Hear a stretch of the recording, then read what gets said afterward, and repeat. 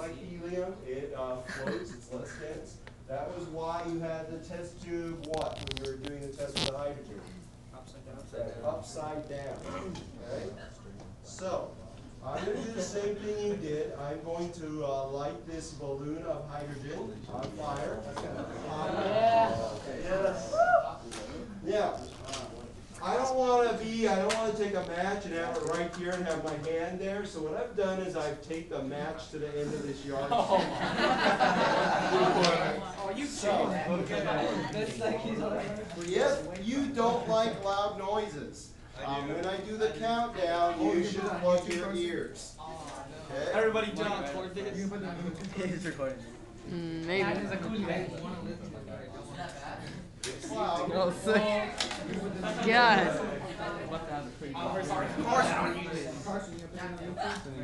Okay, so I'll do a 4, 3, 2, 1 countdown.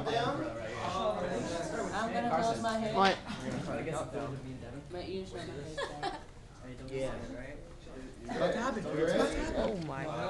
4, 3, 2, 1.